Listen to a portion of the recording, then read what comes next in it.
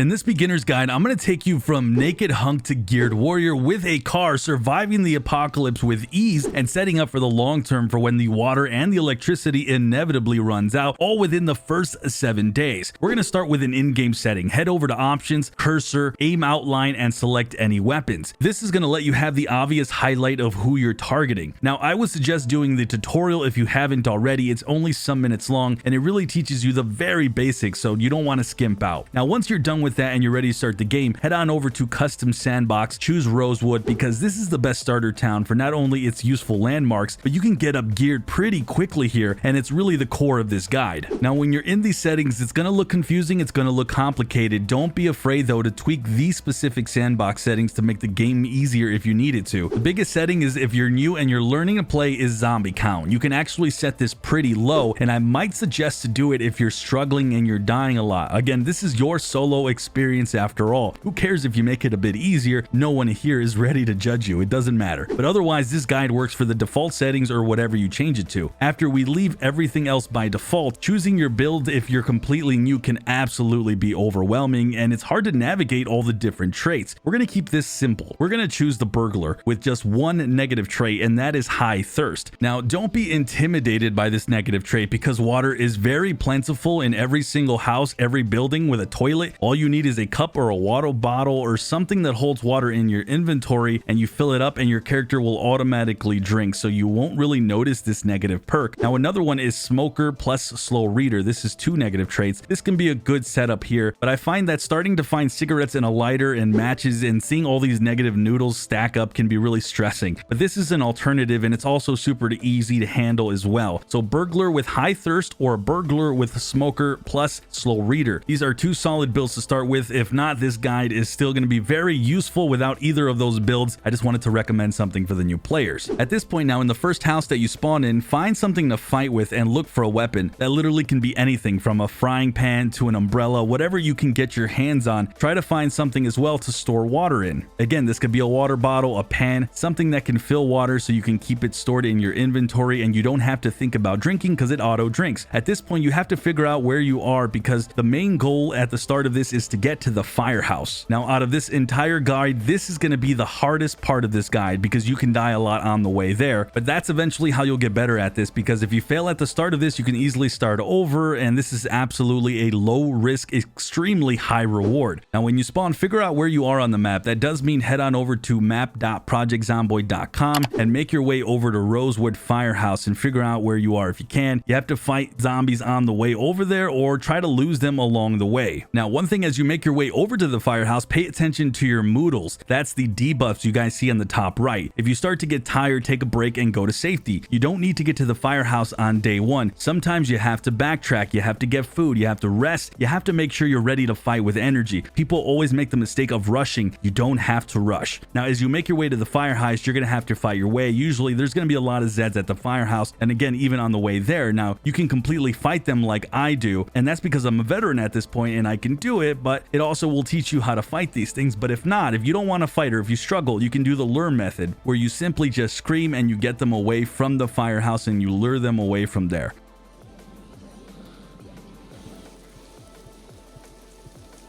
Now, once you're in the firehouse, this is kind of where the magic is and where you're going to level up big time. You'll be looking for all these items, including a fire axe and full armor. And the reason being is they provide scratch and bite defense, giving you a better chance of living if you make a mistake and the Zeds get a hold of you. And these items do provide some of the best stats in game in that regard in terms of protection, though it does come with a drawback with the armor because you'll be hot, which means you'll drink more, and you'll get heated, which means your combat will suffer a little bit, but you'll be as good as you can be protected without crafting this early in the game. So now go specifically into this room and find an axe. There's always an axe here. Head on upstairs and go through the lockers, and usually you're going to find the jacket, the boots, the fire hat, and the pants. If you don't see anything here, check the lockers downstairs, or you'll find firefighter zombies right outside with the armor you need, and you simply just kill them. There's also a set of full medical supplies in this specific room on the bottom floor of the firehouse. Make sure you guys check this out and be aware of things you can use like bandages, beta blockers, which let you suppress your character freaking out when fighting zombies, and then things like disinfectant. And finally, guys, the food will be upstairs in the kitchen as well. So now you already have a good starting base. Now, if you happen to follow me earlier in the guide, I talked about a burglar build, and this might happen to you. I was actually able to hotwire immediately the cars right outside the firehouse. One of them had full gas. This won't always be the case in your game, and there won't always be gas, but you can find any car from here on out and check to see if it has gas. If it does, hotwire that bad boy, and now you'll have a full vehicle and almost full armor and one of the better weapons. And again, this is at the start of the game within the first couple days. At this point now, we head into our last and important gearing phase. We head to the police station. That is going to be right next door to the firehouse, and this police station comes in with some serious loot, like the bulletproof vest that helps with scratch and bite defense even further, a holster, a fanny pack, and even a backpack or duffel bag of some sort, and of course guns. Now head on over slightly just north and take that same measured approach to clearing this place like you did the firehouse, getting the zombies out. And once you're done clearing this place, head over to the lockers over here in this room where you might find everything I highlighted earlier. I did get unlucky in this run specifically for the first time ever, and I actually found nothing. Things like this will happen. Of course, the police zombies outside though will have what you need if you've been clearing them. Finally, if you head into this room, there is going to be guns stored, and I usually break down the door with my axe and I just grab the guns. But I caution guys, using guns can be very loud and it can get you very killed at the start of this pretty much process. Also, I don't show it in this video, but the parking lot right outside this police station also has good cop cars for you to take over if you still haven't found a car. Now at this point, you have all the basic necessities to survive. You have full armor with great bite and scratch resistance, some of the best weapons, food, and hopefully a vehicle, and now even a base. I've used the firehouse as my base in tons of playthroughs. It's really a great place to hunker down. Now from here on out, you have quite a few options, and I'm going to give you guys the choices for you what you want to pick to do first to survive the long term. You need to worry about the water shutting down, you need to worry about the electricity shutting down, and needing a generator and then food for the long term. There's several places in Rosewood I like to raid that you can do in any of these in any order, but make sure you work towards them. We'll start with the Rosewood Library. This is a bookstore, the grocery store, garages to find a generator, and then the gas station to get all your gas. And I personally like to start with the Rosewood bookstore because reading helps the XP modifier give you more experience when you're leveling. And carpentry, guys, is the big one that I like to focus on immediately because at level 4 you can make these water barrels to collect rainwater, and there is a lot of downtime when you're having to sleep and wait for nightfall, so you want to be reading and you also want to be watching TV because this gives you direct levels to crafting. I'll have my awesome editor throw up the schedules on the TV, but get a hold of a watch from a dead zombie, keep track of time, and like I said, make sure you watch TV as much as possible while also reading the books you can find. Make sure you pause the video at the TV schedule so you know when you can level things up. Level up carpentry, make that a priority, but honestly get as many skills as you can from this TV. It's free levels and almost everything in this game crafting wise can be very useful to surviving. Now the grocery store is located in the middle of the town and it's got so much food in both perishable and canned goods. I like to take my car and hoard as much as possible and bring it back to the base. Now also try to take the ice chest if you can that's in these grocery stores. There's actually two. You can use these if you bring it back to your base. You can actually freeze food and food is going to perish much later. Keep in mind the earlier you get to this spot the better, so the produce can be put in the refrigerator and the freezers and all of it lasts a lot longer. Now at this point I typically like to find my generators, and this is relatively dangerous because you're going to go from house to house and you're going to have to kind of explore a lot, and you're going to go through garages. These generators will be in random garages and you want to find two generators, one to power the gas station for when the power goes out and another for your home base. Explore these garages, guys, and then take them back home, and if you happen to clear the gas station, take one over there as well. Of course, use the gas station to keep your car fueled, but you're also going to need that gas to fuel the generators and keep electricity going. You're going to want to place these generators outside. These will provide power to both the home base and the gas station itself. On my playthrough, I actually got all of this done in 7 days, but I've actually done this a lot, and I like to call myself a noob veteran, if that makes any sense, as I've survived many times to at least my 30-day method doing this exact whole guide. If you follow this, you're going to have lots of food, generators to power, and if you're leveling up carpentry, you'll have water for the long term by building up that level 4 water barrel, and technically speaking, you'll be set up for hundreds of days with this method I've shown so far. Now finally, I want to give you guys a set of beginner tips along the way. For combat, don't run, try to walk as much as you can. Unless you're about to be boxed in, try to preserve your energy for killing Zeds.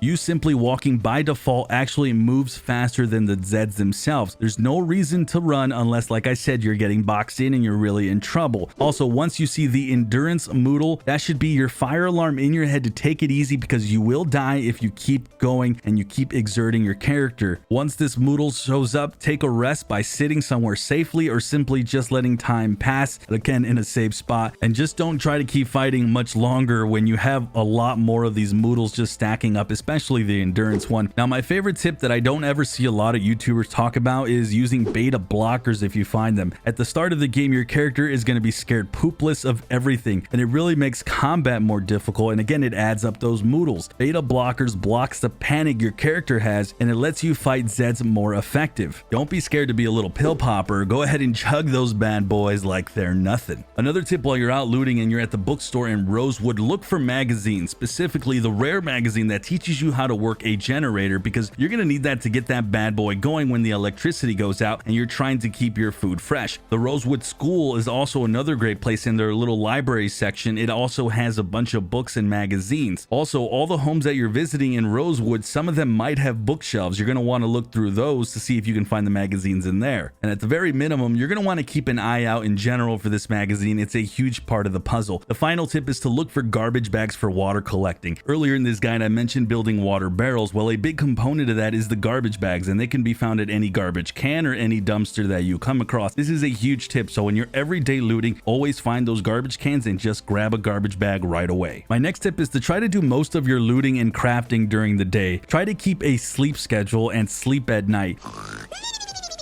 Use your watch alarm if you need to make sure you read and watch TV at the exact same time that they show up, the life and living programs. This is important, guys, because it gives you a huge boost at the start of the game to have all these different crafting skills all leveled up, and it makes a really big difference. But even if somehow you didn't do this and you're already struggling to survive with this guide, you will be able to do what you got to do using this guide, even if you don't worry about leveling up these crafting professions. Now, this is just part one of a longer series for beginners, but with all this knowledge in this guide, you're going to be set up for the long term right away. And even if you die at the start following some of this guide, you'll learn, like I did, how to perfect everything shown, and eventually you guys will be mastering this. It took hundreds of hours, so don't feel bad if you're losing, but hopefully it won't take you as long as I did, because now you have this awesome guide, right? And make sure you guys check out part 2 or the other guide recommended on the screen. I'm Sunny, and hopefully you survivors stay safe out there.